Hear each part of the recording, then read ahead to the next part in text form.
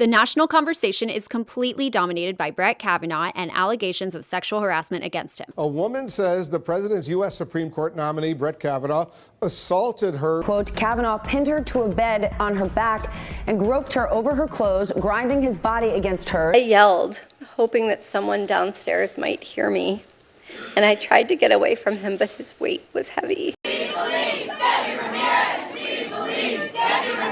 It's obviously a good thing that sexual harassment is getting recognition and being confronted, especially in Congress, where this type of violative perversion is a monumental problem and has been for a very long time, as it's been in other realms of politics and government, not to mention the fact that sexual predators have lined the campaign coffers of politicians. So yeah, it's good to be talking about this. But since the resistance claims to be all about equality and holding those in power accountable and whatnot, it would also be really cool if people could muster a single crumb of concern over all the widespread, bipartisan harassment the government engages in against all of us. Harassment Kavanaugh has a documented record of supporting. In this regard, he's a verified predator. The media, let alone Congress, have hardly made a point of focusing on Kavanaugh's provable, enthusiastic support for the federal government's intrusive spying policies. In fact, in a 2015 ruling, he disturbingly said suspicionless mass collection of Americans' call records is entirely consistent with the Fourth Amendment. Further, he said the government's collection of telephone metadata is not considered a search under the Fourth Amendment. But if it did constitute a search, it would be totally reasonable because all Americans are now guilty until proven innocent.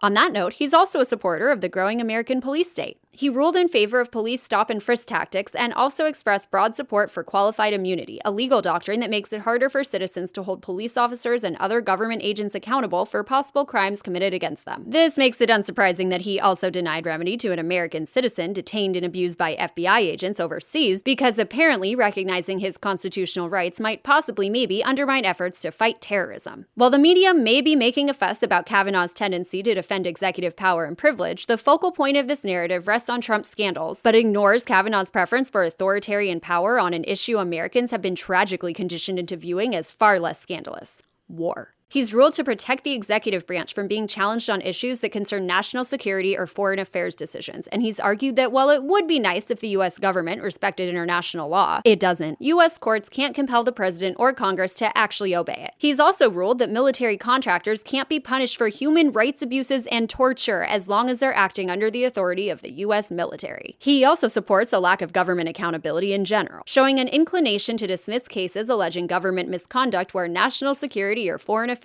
are at issue, as the ACLU put it. Further, when it comes to the First Amendment, he even betrays the allegedly pro-free speech right-wing factions of this country. Again, from the ACLU, his jurisprudence suggests that where the precedent is clear, he faithfully applies the law. Where the case law offers ambiguity, however, he has shown a willingness to restrict speech rights. Are the media and Congress talking about Kavanaugh's support for mass surveillance a clear constitutional violation? Hardly, because they routinely codify the government's right to access your private data. Are they concerned about police overreach? Why would they be? Police violently enforce the very fundamental authority they claim to have. Will they question him about his support for sweeping war powers? Highly doubtful, considering violent empire is their bread and butter, funding war and billing it to taxpayers. As the media zeroes in on partisan divides they can use to sensationalize America's civil discontents and polarization, Kavanaugh, Trump, Congress, and the talking heads can all agree on the government's encroachments on our freedom, sweeping them under the rug while they maintain the status quo. And speaking of the status quo, as the left throws tantrums about Kavanaugh's appointment, few are questioning the absurdity that 9 people in special costumes can have this much control over our lives for decades on end, using the institution to make god-awful, horribly oppressive decisions through the years. Perhaps they shouldn't have this much authority, nor should 535 tyrants who claim to represent you while actually representing their own power and that of their corporate pimps. So by all means, please condemn sexual harassment and Kavanaugh's general sliminess. But if you're looking for true and total empowerment and accountability, please also start looking at the institutional, violent, authoritarian harassment and assault you apathetically tolerate and fund while the shadowcasters in your cave keep blatantly crafting your internal narratives.